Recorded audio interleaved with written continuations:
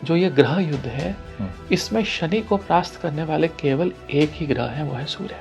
सूर्य को निगलने वाले थे हनुमान जी। अब हनुमान जी का बात तो सूर्य भी नहीं टाल सकते। और हनुमान जी जो है वो सूर्यवंशी राजा राम के सामने ऐसे बैठे हैं। सुख में किसी की इनर जर्नी आज तक एक्टिव नहीं हुई है। जब तक आपको दुत्कारा नहीं गया, जब तक आपको दुख नहीं मिला, आपके जिनको आप सबसे ज्यादा प्यार करते हैं, जब तक आपको वो दुख नहीं देंगे, आप अपने अंदर नहीं झांकेंगे। देखिए, ज्योतिष में पैसा कैसे कमाया जाता था कि आप किसी को डरा दीजिए और आप ये कि आपके साथ बहुत बुरा होगा। फिर अगला सवाल जातक का होता है कि बताइए क्या करूं।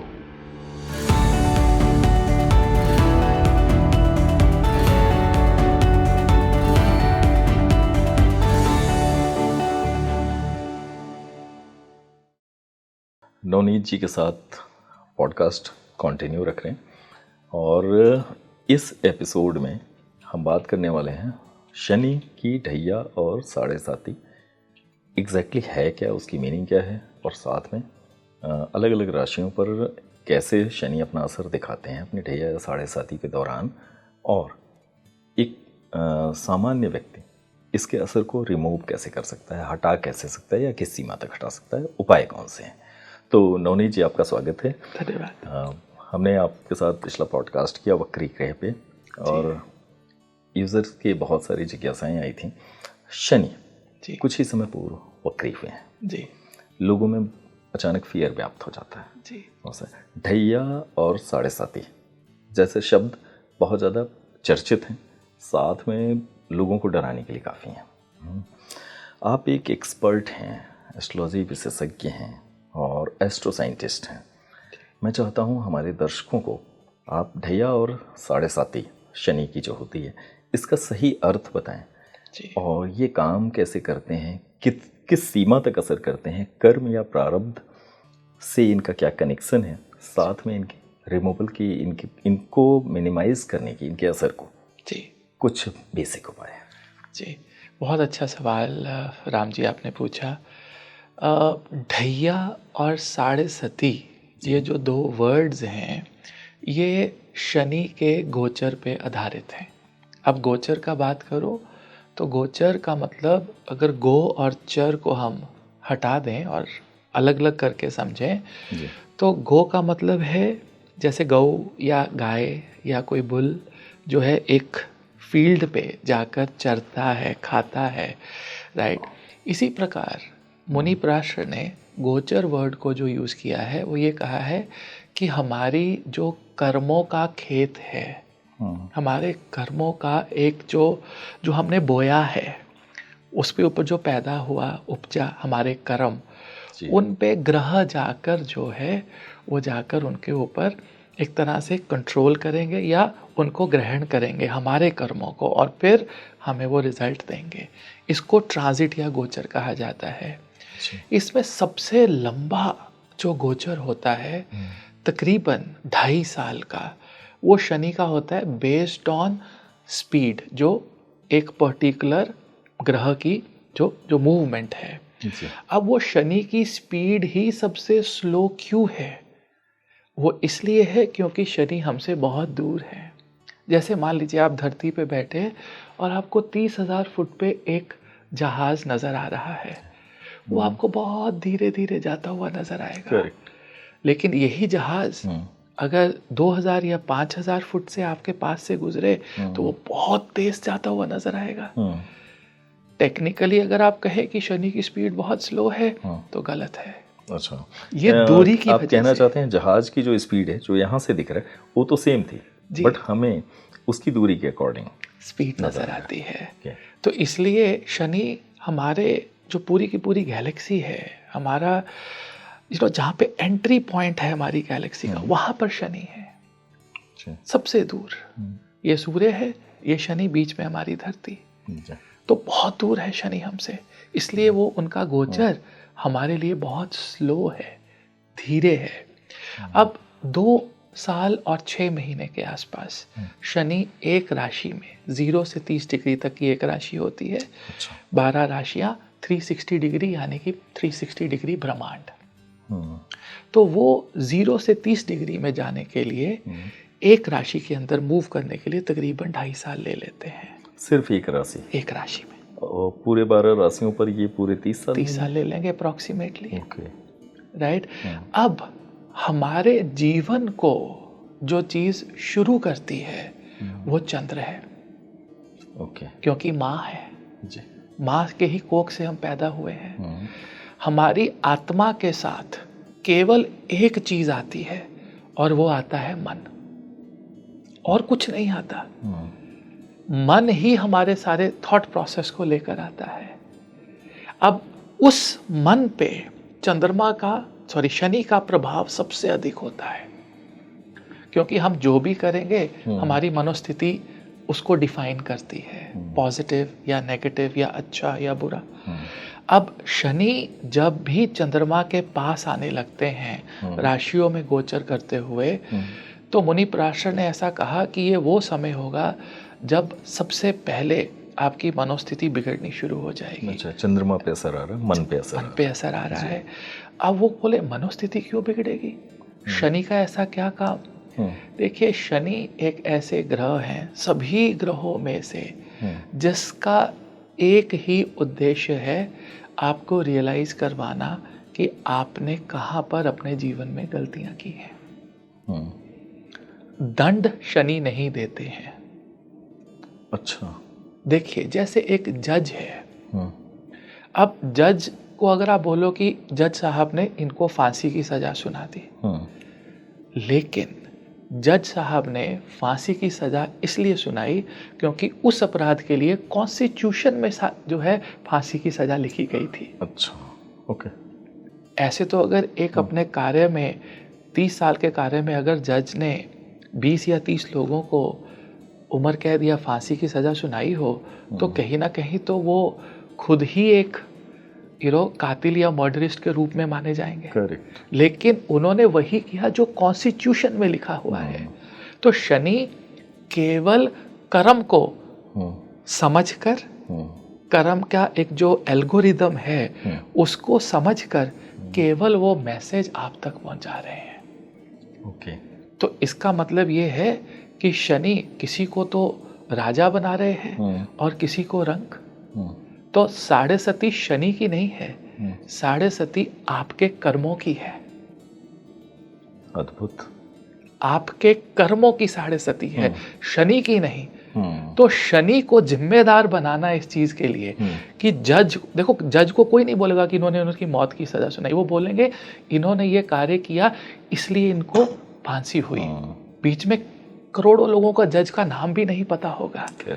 इसीलिए ज्योतिष में हमें शनि को नहीं मानना है। अब मान लीजिए अगर हम सोचें कि जज की वजह से इनको फांसी हुई, तो ये कितना गलत। और हम बोलें कि जज ही है जो सबको दुख देते हैं। ये जज ही ऐसे हैं जिन्होंने इनको 20 साल की सजा सुना दी, लेकिन वो जज टेक्निकली वो गलत है कहना। जी बिल्कुल गलत है। ठीक है, लेकिन मुनि पराशर ये कहते हैं कि अब जब शनि आपके पास आएंगे, यानी कि आपको जो है कचहरी तक जाना होगा, तो उस समय आपके किए हुए चीजों का हिसाब होगा। अब शनि आपसे दूर है, आपके लिए हाई कोर्ट बहुत दूर है, कभी आप गए ही नहीं। करेक्ट। तो इसलिए आपको कुछ प्रॉब्लम नहीं है। लेकिन अब समय ऐसा आ गया, केस चलते चलते 10 साल हो गए, 15 साल हो गए, 28 साल बाद 7.5 आ गई। अब वो समय आ गया निर्णय का कि वो 6-7 साल आपने जितने अगले पिछले कर्म प्रारब्ध से आप लेकर आए हैं, उनको आपको अब समझना होगा, आपको जजमेंट सुननी होगी। वो होती है शनि की 7.5 साल तक आपको पहला ढैया, 2.5 साल, फिर दूसरा, फिर तीसरा। 3 ढैया हो गए एक 7.5 में। इसलिए इसको 7.5 को 7.5 कह दिया गया। 2.5 + 2.5 + 2.5 मतलब है वो ढैया ही है एक तरह से। लेकिन वो 3 ढैये किस लिए? क्योंकि शनि जहाँ पे चंद्रमा बैठे से उससे एक राशि पहले, जैसे कोई ट्रेन आने वाली होती है ना, तो उसकी आवाज सुनने लग जाती है, जमीन भी जो है वो गड़गड़ाने लग जाती है। तो शनि यहाँ आ गए। अब शनि जो है फिर चंद्रमा के ऊपर आ गए, उसको दूसरा ढैया। अब शनि अगले स्टेशन पर चले गए तो वो तीसरा ढैया। अब शनि दूर चले गए, अब हम रिलैक्स्ड हैं कि शनि की साढ़े सती। अब जब इन पूरे पराक्रम को रीति रिवाज, कंफर्ट, उपायों के साथ जोड़ा गया तो ज्योतिष में पैसा कमाने का प्रचलन आ गया। देखिए, ज्योतिष में पैसा कैसे कमाया जाता था कि आप किसी को डरा दीजिए और आप बोलिए कि आपके साथ बहुत बुरा होगा। फिर अगला सवाल जातक का होता है कि बताइए क्या करूं, तो बोले कि आप हमसे पूजा करवा लीजिए, हमसे ये पाठ करवा लीजिए, आप ये काम करिए, आप जो है इतने दिन ये आप पानी में बहा दीजिए। लेकिन क्या उससे आपके कर्मों का कुछ ऑल्टरेशन हुआ? कर्मों का भुगतान नहीं हो रहा, कुछ भी नहीं हुआ, कोई भुगतान नहीं हुआ। हाँ, उपाय ऐसा करवाया जा सकता था कि आपको ये बताया जाए कि देखिए ये जजमेंट का समय है, ये आपके 7.5 साल हर रोज एग्जाम होगा आपका, आपको तैयारी करनी है।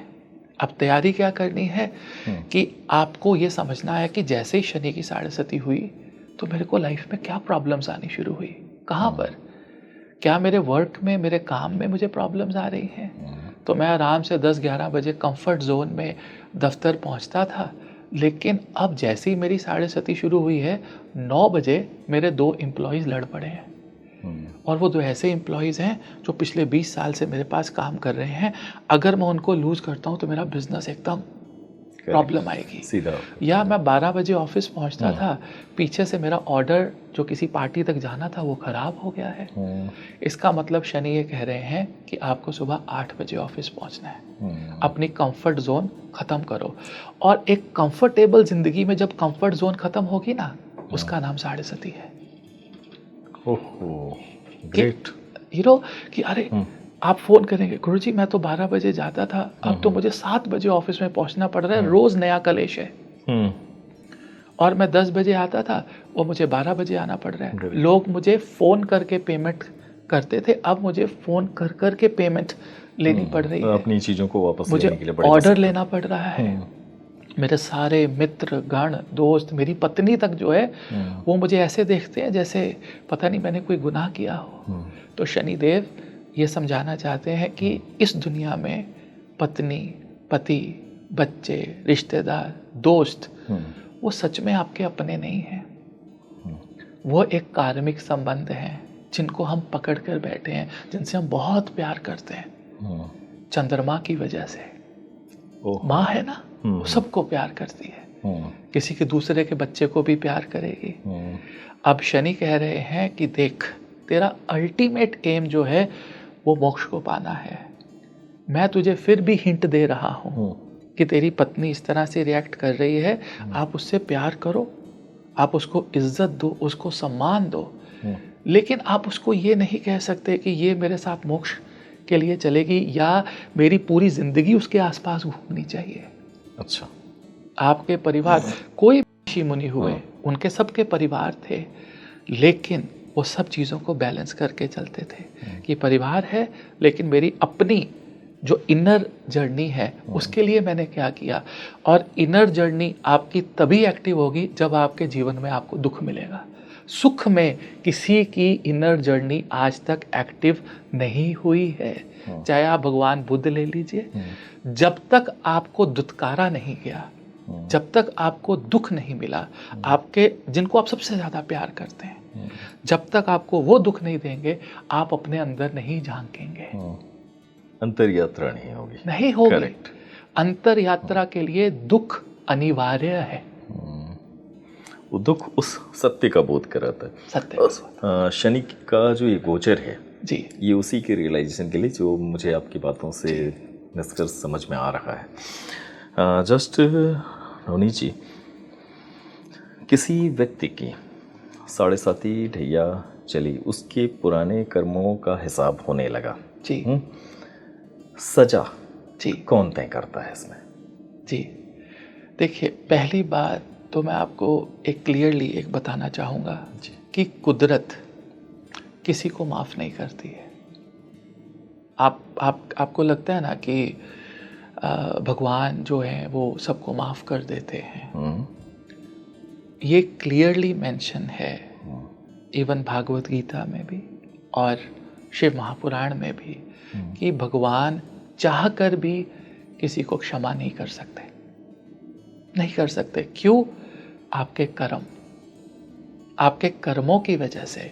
अब आप छोटी सी बात देखिए ना,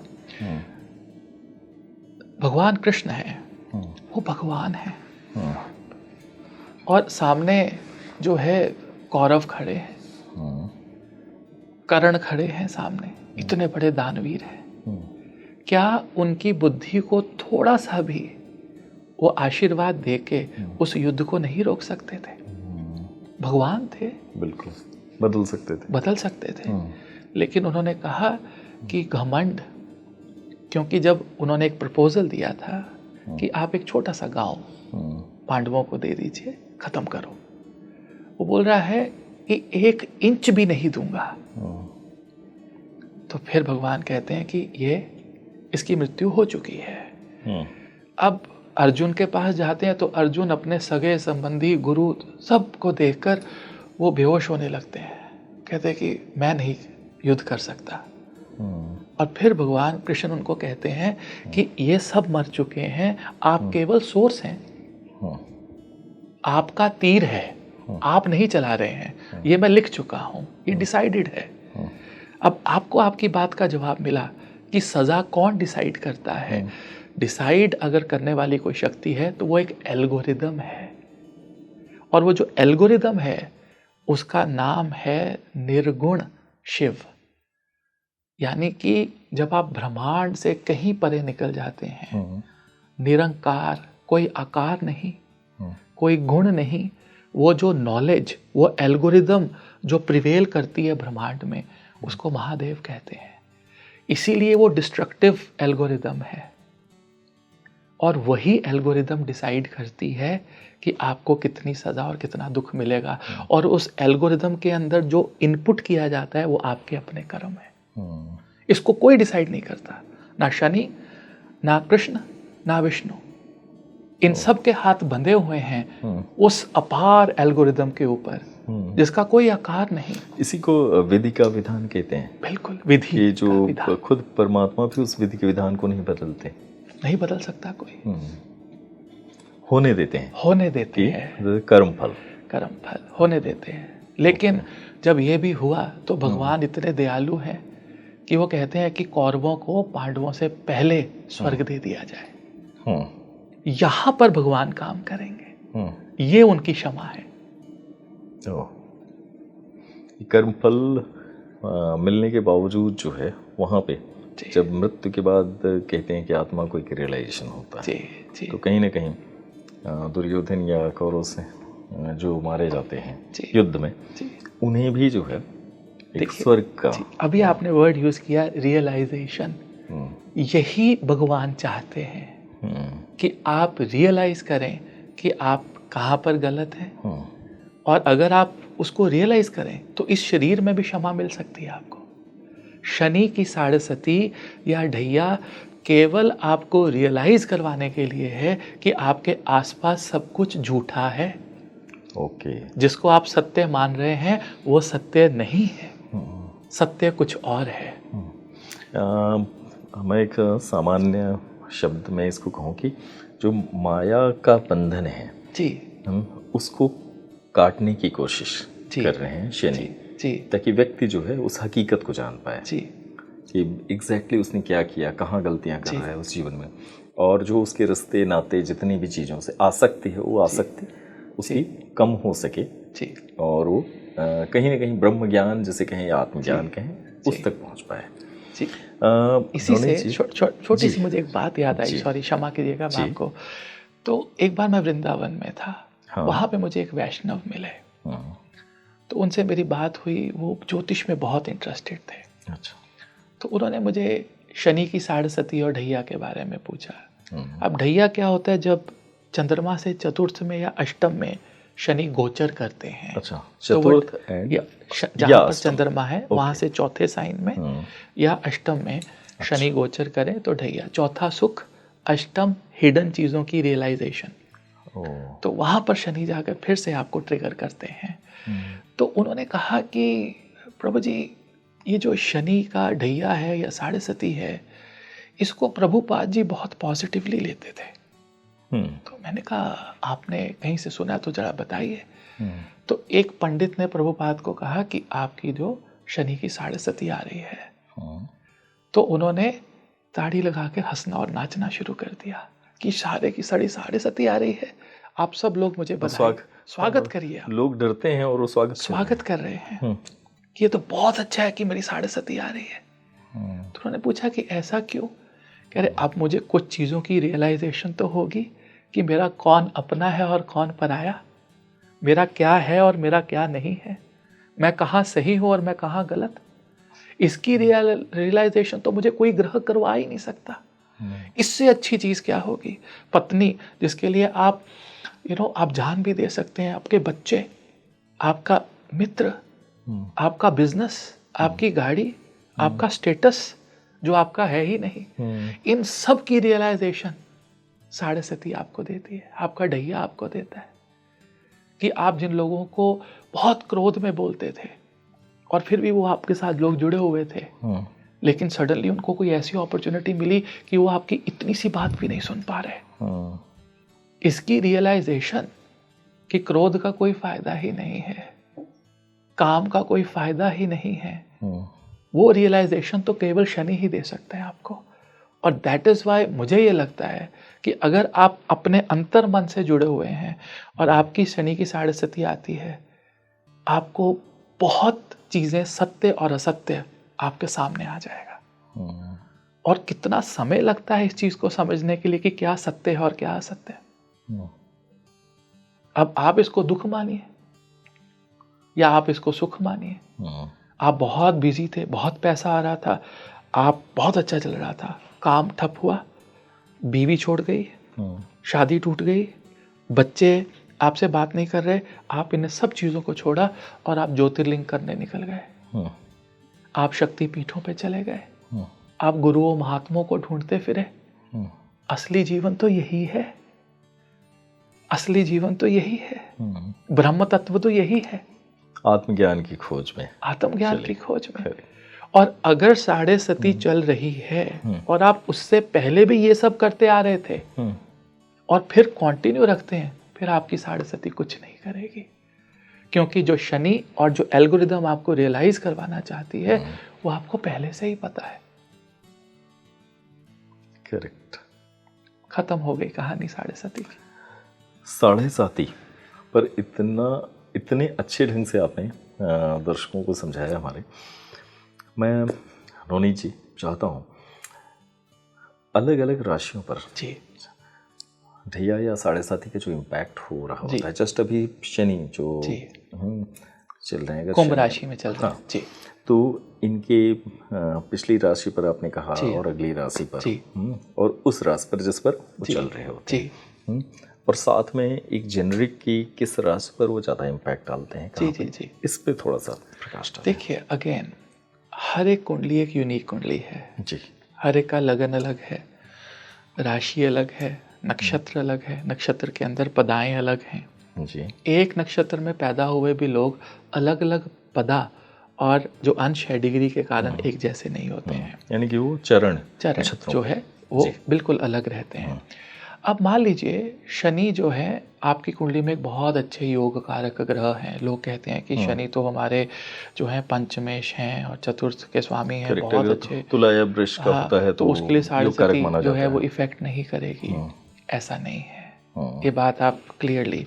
अब देखिए, सबसे बड़ी बात साढ़े सती के साथ आपकी महादशा कौन सी चल रही है। अगर महादशा अच्छी चल रही है तो आपकी कुंडली का 70% जो इफेक्ट है कि कैसा आप अनुभव करेंगे वो महादशा के ऊपर है। साढ़े सती 30-40% इफेक्ट करती है अगर आपकी महादशा अच्छी है, क्योंकि महादशा नाथ आपके जीवन को चला रहा है। और अगर महादशा अच्छी है तो मतलब ये है कि आपके कर्म अच्छे, आपका अच्छा पीरियड है। अच्छे पीरियड में साढ़े सती इफेक्ट नहीं करेगी इतना। प्रॉब्लम वहाँ आती है जब आपकी दशा भी खराब है, आपकी अंतर्दशाएं भी खराब हैं और कहीं ना कहीं पर आपके ऊपर शनि की साढ़े सती का जो है आगमन हो जाए, ओके। तो वहाँ पर प्रॉब्लम है। आप इससे नहीं कह सकते कि इस राशि में जो है साढ़े सती, हाँ भाव जो है कुंडली के अंदर कि शनि किन भावों से गुजरेंगे, वहाँ से हम रिलेट कर सकते हैं कि किस तरह की दिक्कतें आएंगी। मान लीजिए चंद्रमा सप्तम भाव में है जी, राइट, और शनि की साढ़े सती शुरू हुई जब शनि छठे भाव में आ गए राइट, तो डेफिनेटली छठा भाव रोग शोक कर्जा ऋण बीमारी शत्रु लिटिगेशंस एक्टिव हो जाएंगी राइट। सप्तम भाव विवाह पार्टनरशिप, आपकी जो डेली इनकम है, इनकम 11वें भाव से नहीं देखी जाती, 11वें भाव से प्रॉफिट्स देखे जाते हैं। द्वितीय भाव आपका बैंक बैलेंस है, लेकिन आप कितना कमाएंगे वो सप्तम भाव से देखा जाता है। तो आपकी कमाई जो है वो कम हो गई, दिक्कत परेशानी आनी शुरू हो गई, self realisation right, self intro जो एक इंटरनल आपको अपने अंदर जाना है सप्तम भाव को लेकर, वो शनि आते ही एक्टिव करेंगे राइट। अब कई बार मैंने ये देखा है कि शनि की साढ़े सती में लोगों के पास पैसा आना शुरू हो जाता है, शनि की साढ़े सती में घर बनता है, शनि की साढ़े सती में विवाह होता है। ये मैंने ऐसा सुना है कि बहुत लोगों के लिए बड़ा लाभकारी हो जाता है, बहुत लाभकारी हो जाता है, क्योंकि शनि ने रियलाइज किया कि आपकी जो एल्गोरिदम है जिंदगी की, उसमें आपने बड़े अच्छे कर्म किए हैं, आपने लोगों के साथ कोई ठगी ठोरी नहीं की प्रारब्ध में, ये समय है इनको देने का राइट। और उसके लिए आपको दशा देखनी है कि आपकी दशा अच्छी है। अगर आपकी दशा अच्छी है जीवन में तो साढ़े सती आपको कुछ देने के लिए आई है, और अगर आपकी दशा खराब है तो साढ़े सती जो है वो कुछ लेने के लिए आई है। और अगर दशा मीडियम है तो आप बोलेंगे गुरुजी सब कुछ अच्छा चल रहा था, बस ये जब से शनि की साढ़े सती आई है प्रॉब्लम्स हैं। तो इसका मतलब ये है कि रियलाइजेशन आपको करवाने के लिए शनि आए, लेकिन मेंटल तौर पे आपको दुखी रखेंगे, प्रैक्टिकली कोई नुकसान नहीं करेंगे। नहीं, वो रियलाइजेशन करा रहे हैं कि भाई समझो लाइफ को। नवनीत जी, आपने बड़ी सुंदर व्याख्या की। अभी आप बता रहे थे कि अगर किसी की महादशा गड़बड़ है और अंतरदशा भी गड़बड़ है तो इनके फल ज़्यादा दुरूह, ज़्यादा मुश्किल हो जाते हैं, यानी कि कर्म फल बहुत अपने सामने आ जाते हैं। अगर नेगेटिव किया है तो उसी समय ज़्यादा होगा, अगर महादशा अंतरदशा अनुकूल है तो रिजल्ट अच्छे आते हैं। बहुत से लोग जो है इसमें फलते फूलते हैं। ऐसा जी।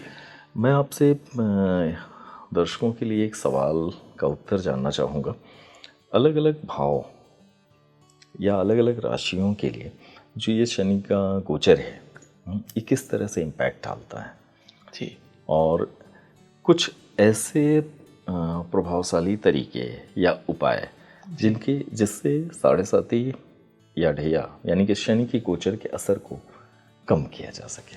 देखिए हमारे पास एक थ्योरी है जिसे हम ग्रह युद्ध बोलते हैं। ग्रह युद्ध मतलब अगर दो ग्रहों के बीच में युद्ध हो तो कौन जीतेगा।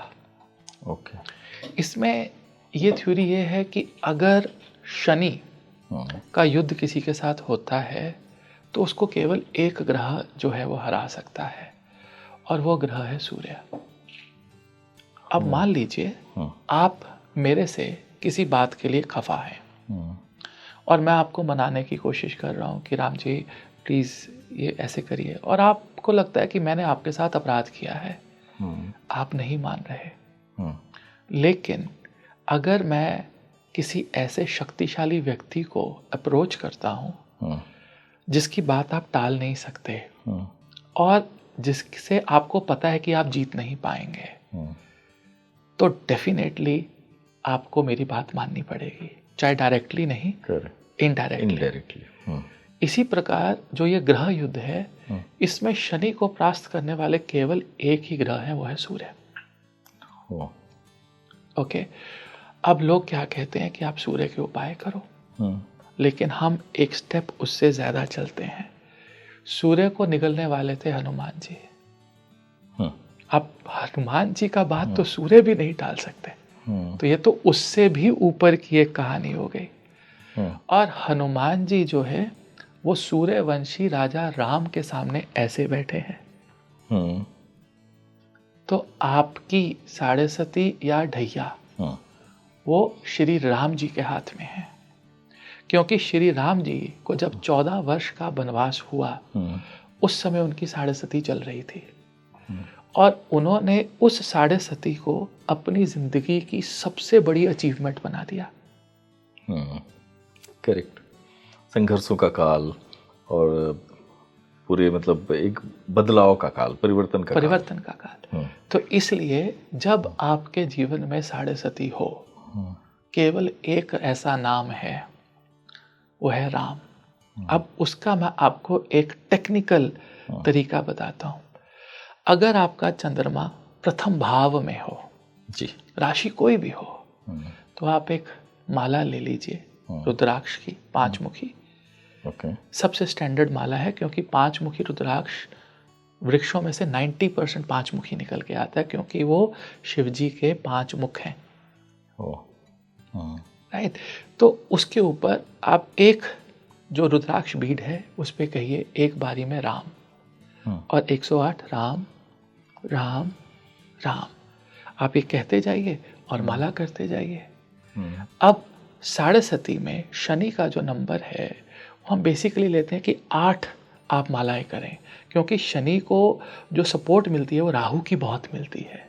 राहु महाराज बहुत सपोर्ट करते हैं। राहु और केतु शनि के चेले हैं, असिस्ट करते हैं उनको किसी भी कार्य में। कि पनिशमेंट देनी है तो शनि बोलेंगे राहु थोड़ा दिमाग खराब करिए इसका, ठीक है। केतु आप जरा इसको पनिश करिए, इसको अकेला कर दो, बीवी बच्चों से सब अकेला करो, बिल्कुल वैराग्य दे दो इसको, पता लगे इसको कि ये है क्या। तो ऐसे में आप वो माला में अगर लगन में है आपका चंद्रमा, तो एक बार राम बोलिए एक मणके पे, और ऐसे कम से कम 8 माला करिए सुबह और 8 माला करिए शाम को। इसी प्रकार अगर द्वितीय भाव में चंद्रमा हो तो आपको राम राम 2 बार बोलना है। एक ही मणके पे राम एक राम, ही मनके पे राम राम जी, राम राम राम राम। अगर तीसरे भाव में हो तो 3 बार राम बोलना है। राम राम राम राम राम राम राम राम राम, माला कर दीजिए। चौथे भाव में 4 बार बोलिए राम राम, और एक मणके पे 4 बार बोलेंगे तो सीधा चतुर्थ भाव पे जाएगा। अगर 5 बार बोलेंगे राम राम राम राम राम तो पंचम पे, छठे पे, सप्तम पे। इस प्रकार अगर 12वें भाव से साढ़े सती का आगमन हुआ है, यानी चंद्रमा आप द्वादश में थे, तो आपको एक मणके पे 12 बार राम राम बोल के मालाएं करनी होगी। उस भाव पे शनि का असर मिनिमाइज होगा। अब जब आप ये कर लेंगे ना, उसके बाद केवल एक बार हनुमान चालीसा पढ़ दीजिए। आपको 100 बार, 100 बार, 7 बार, 20 बार कुछ करने की जरूरत नहीं। लोग क्या करते हैं, हनुमान चालीसा पढ़ते हैं राम नाम का नाम लिए बिना। वो कह रहे हैं मुझे तो पंडित जी ने बोला है कि शाम को हनुमान चालीसा 3 बार 7 बार करना है, मैं जोत जला के करती हूँ। बिना राम के हनुमान कैसे नहीं प्रसन्न मानेंगे। तो ये एक अखंड उपाय है, कहीं पे जाने की जरूरत नहीं। अच्छा, अब उससे क्या आपकी साढ़े सती का फल खत्म हो जाएगा? नहीं, आपका तेज बढ़ जाएगा, आपका पराक्रम बढ़ जाएगा, आपको सेल्फ रियलाइजेशन होगी, और आपको जीवन में आने वाले दुख नहीं लगेंगे। जैसे श्री राम को नहीं लगते थे, उनको कोई फीलिंग ही नहीं थी कि मेरे साथ ऐसा हो रहा है। वो फिर भी सबको प्रणाम कर रहे हैं, कैकेयी को भी प्रणाम कर रहे हैं। उनकी सबसे फेवरेट माँ थी कैकेयी, सबसे ज्यादा प्यार। वो प्रारब्ध का फल स्वीकार कर लेना जी, और उस रियलाइजेशन के द्वारा जो मुझे लगा, जो आपकी बातों से मैं समझ पा रहा हूँ, रियलाइजेशन होने के बाद इंसान की सहने की ताकत आ जाती है, उसका धैर्य बढ़ जाता है, उसका पराक्रम या उसका साहस बढ़ जाता है, और वो फियर खत्म होता है। जी। और शनि की दशा में सबसे ज़्यादा मशहूर जो है वही कि फियर फैलना। जी। जिससे मतलब किसी को भी अगर बताइए कि उसकी जी। 7.5 या ढैया चल रही है जी। या शनि वक्री हो गए हैं, शनि की ऐसी या महादशा अंतरदशा शनि की चल रही है, सुनते ही जहन में निगेटिव भाव आता है। और अभी जो आपने बताया ये पॉजिटिव भावों का संचार है जी। नवनीत जी, ये आपने एक बहुत अच्छा उपाय बताया कि इसे कोई भी अपने जीवन में अपना सकता है। कुछ चीज़ें जो नॉर्मली उपाय जैसे कि पीपल के वृक्ष पे मतलब उसके नीचे दीपक जलाना या शनि मंदिर में या शनि के बीच मंत्रों का जाप करना, इस तरह की चीज़ें कितना असर करती हैं और क्या आप सजेस्ट करें? देखिए राम जी, जो मेरा एक्सपीरियंस रहा है इन सब चीज़ों को, उसमें इन चीज़ों का एक बहुत पावरफुल रिजल्ट नहीं मिला है। मैं बहुत स्ट्रांगली इन चीज़ों को कहना आपको चाहूँगा। पहली बात, आप जब ग्रहों के बीज मंत्र करते हैं तो आप उन ग्रहों की एनर्जी को अपने पास लाकर पॉजिटिव करने की कोशिश कर रहे हैं, अपनी इंट्रोडक्शन दे रहे हैं ग्रहों को। अच्छा, मान लीजिए मैं आपको 10 बार बोलूँ आपका नाम, तो आप मेरे से पूछेंगे ना, हाँ जी नवनीत जी आपको क्या प्रॉब्लम, आप मेरा बार बार नाम ले रहे हैं जी, राइट। अब शनि महाराज ये कह रहे हैं कि मैं आपको दंड दे ही नहीं रहा, मैं तो एक एल्गोरिदम पे चल रहा हूँ। आप मेरा नाम चाहे 1 बार लें चाहे 1 लाख बार लें, मेरे पास तो उसका कोई हल ही नहीं है, क्योंकि मैं सिर्फ बता रहा हूँ, मैं तो केवल बता रहा हूँ, एक कॉन्स्टिट्यूशनल तरीके से मैं चल रहा हूँ। तो इसलिए जब आप ग्रहों के बीज मंत्र करते हैं उनका कोई भी इफेक्ट नहीं आता है, सिवाय इसके कि आप ग्रहों से इंट्रोड्यूस्ड हो जाते हैं। जैसे जब मैंने ज्योतिष शुरू किया तो मेरे गुरुओं ने कहा कि आपको सभी नवग्रह के 1-1 लाख मंत्र करने हैं। अच्छा, तो मैंने कहा ऐसा क्यों, क्या मेरी कुंडली बदल जाएगी या मेरा प्रारब्ध बदल जाएगा या मेरे पास कोई नई ऊर्जा आएगी? कह रहे ऐसा नहीं है। आप दिन में 10 बार बोलेंगे कि आपका शनि चतुर्थ में है, सप्तम में है, अष्टम में है, आपको ये करना है, ये फल होगा। लेकिन शनि महाराज जब आपको देखेंगे कि ये तो मुझे जानता भी नहीं है, मेरे बारे में किसको क्या क्या बता रहा है और क्यों बता रहा है, हु इज ही, कौन है ये। जैसे मैं आपके बारे में 10 लोगों से बात करूं और मुझे आपके बारे में कुछ भी ना पता हो, तो उन्होंने कहा कि पहले जाकर आप अपने ग्रहों के साथ इंट्रोडक्शन कीजिए। एटलीस्ट शनिदेव जानते हो कि नीचे कोई नवनीत चितकारा है जो ज्योतिष करता है और वो लोगों को बता रहा होगा, करेक्ट, ताकि वो आपको किसी प्रकार से दंड ना दें, वो दुखी ना हो आपकी एल्गोरिदम से। तो अगर आप ग्रहों को अपने से इंट्रोडक्शन करवाना चाहते हैं कि मैं आपको नमस्कार करता हूँ आपके कार्य के लिए, केवल इस माइंडसेट से अगर आप मंत्रों को जाप करते हैं ग्रहों के, तो वो रिजल्ट आपको देंगे। अगर आप बोले कि शनि की 7.5 या बृहस्पति की दशा या मंगल की दशा उससे ठीक हो जाएगी, तो उसके लिए आपको एल्गोरिदम को समझना होगा। एल्गोरिदम ये कहती है, अब ये बहुत ध्यान से सुनने वाली बात है जी, कि अगर कोई ग्रह आपकी कुंडली में बहुत वीक है, बहुत कमज़ोर है और उसकी दशा चल रही है, या मान लीजिए चंद्रमा ही बहुत वीक है और 7.5 आ गई, तो वीक ग्रहों को बल देने की जो शक्ति है वो केवल महादेव शिव जी के पास है। अच्छा, कि आपका कोई भी वीक ग्रह है, मतलब आपके जीवन में पिछले जन्म में, अब आपकी कुंडली में ग्रह क्यों वीक होता है, क्योंकि आपने पिछले जन्म में उस ग्रह से रिलेटेड आपने परफेक्शन हासिल की होती है, और परफेक्शन हासिल करने के बाद आपके अंदर घमंड आ जाता है, और घमंड जो है वो आप घमंड की वजह से आप कोई ऐसे कार्य करते हैं जिसमें, जैसे रावण वाले कार्य हैं कि हम ये करेंगे, हम वो करेंगे, क्योंकि रावण को घमंड था कि उसने सभी 9 ग्रहों को दबा दिया है, अपने अंडर में रख लिया है। अब आपकी वाणी जब पिछले जन्म में बहुत स्ट्रांग थी ना, तो आपने इस जन्म में आपका बुद्ध नीच का होगा या कमज़ोर होगा। भगवान केवल ये रियलाइज करवाना चाहते हैं कि आप परफेक्ट थे, लेकिन आपने उसका घमंड किया। नवनीत जी, आपने बड़ा अच्छा संकेतक बताया, मतलब सिम्टम्स ये समझना कि अगर कोई ग्रह कमज़ोर है, तो इसका मतलब क्या है एग्जैक्टली? कमज़ोर इसलिए है ताकि आपको वो दोबारा से रीस्टार्ट किया जाए आपकी कम्युनिकेशन को, कि इतना घमंडी बनने की क्या ज़रूरत थी। करेक्ट, अद्भुत। ठीक है, तो इसलिए जो है, आप अगर कोई वीक है ग्रह आपका, तो आप जाइए महादेव के पास, अपने ज्योतिर्लिंग पे जाइए, शिव जी मंदिर में जाइए, तो उस ग्रह की एनर्जी धीरे धीरे धीरे धीरे उठने लगेगी, आपको रिजल्ट मिलने लगेगा। लेकिन अगर कोई ग्रह बहुत पावरफुल है आपकी कुंडली में, यानी कि आपने पिछले जन्मों में अपॉर्चुनिटी मिली फिर भी आपने यूज़ नहीं किया, तो भगवान जी कहते हैं कि इसको उच्च का शनि दे दो इस बार, ताकि इसको काम के लिए आप पिछले जन्म में कोई काम नहीं करते थे, आपने कई आपको अपॉर्चुनिटीज़ मिली, आपने नहीं ली, तो कहते हैं कि अरे इसको अपॉर्चुनिटी दो, तभी समझ में आएगा, इसको शनि बलवान करो इसकी कुंडली में। अब शनि बलवान हो गया आपकी कुंडली में, लेकिन आपके कर्म ऐसे थे कि विष्णु जी कहते कि प्रभु जी इसने कर्म बहुत गलत किए हैं, तो आप एक काम करो, शनि उच्च का दो, साथ में शनि को मारक और बाधक भी बना दो,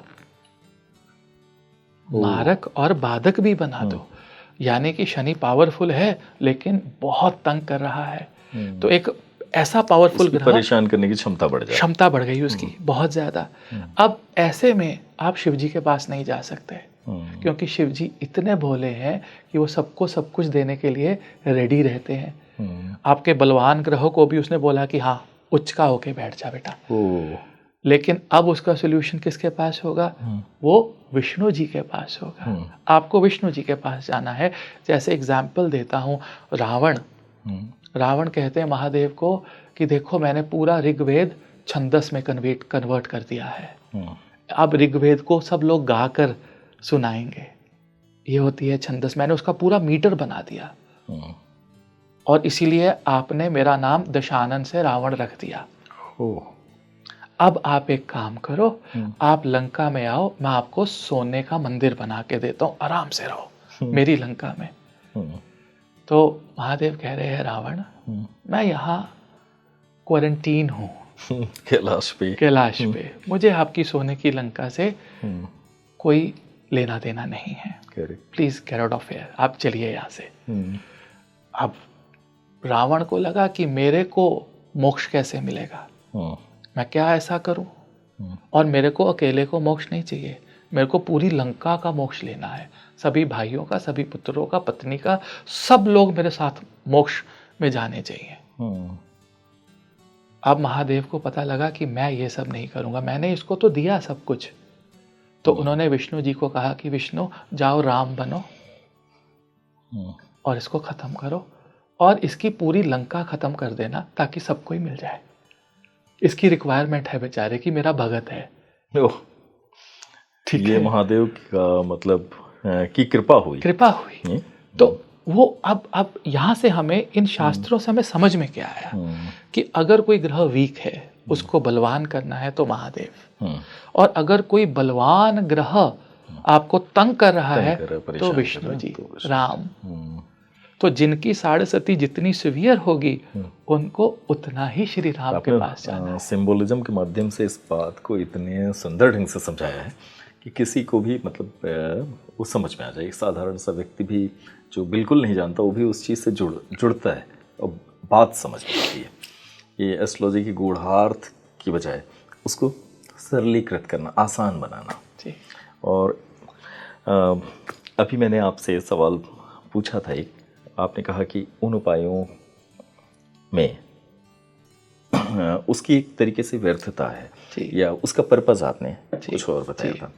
खुद जो लोग शनि को शांत करने के लिए शनि का वैदिक मंत्र या किसी तरीके से उनके मंदिर में जाके दीपक जलाते हैं और बाकायदा जो है तेल वाले उपाय भी करते हैं कि सरसों के तेल से कर रहे हैं, हाँ, इन सब का भी सेम वही है जो आपने अभी बताया। इन सब का ये है कि वो अपने अंतर मन को शनि के लिए पॉजिटिव कर रहे हैं, अंतर मन को पॉजिटिव कर रहे हैं, ओवरऑल ये इम्पैक्ट है। जैसे मान लीजिए कोई टीचर है, बहुत स्ट्रिक्ट टीचर है, लेकिन आप उसको गुड मॉर्निंग गुड इवनिंग बड़े प्यार से कर रहे हैं, उसका दिए हुए काम को बहुत अच्छे तरीके से कर रहे हैं, उसको प्रायोरिटी दे रहे हैं, उसका होमवर्क मिस नहीं करना है, आज मैथ का होमवर्क मिस नहीं करेंगे, हिंदी का चाहे हो जाए। करेक्ट। तो केवल अपनी मनोस्थिति को ठीक करने के लिए ये उपायों का शास्त्रों के बाद अगर कोई किताबें आई तो उनमें ये वर्णन था।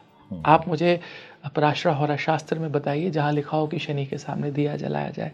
एक स्टोरी है कि शनि को जो है हनुमान जी से मार पड़ी और बाद में हनुमान जी ने उनको तेल लगाया तो हमने तेल लगाना शुरू कर दिया, अब तेल डालना शुरू कर दिया, दिए जलाना शुरू कर दिए। अब हम अपने आप को हनुमान जी के साथ कैसे कंपेयर करें? लेकिन प्रथाएं हैं अपने मन को समझाने की और पॉजिटिव करने की। ओके। और कुछ नहीं है। बहुत बहुत दर्शकों को इतनी सारी जानकारी मिली आज नवनीत जी के एस्ट्रोलॉजी पर 7:30 पर पॉडकास्ट के बाद, और हम आगे भी अभी बहुत सारे पॉडकास्ट करते रहेंगे आपके सामने। और तब तक के लिए नमस्कार। नमस्कार।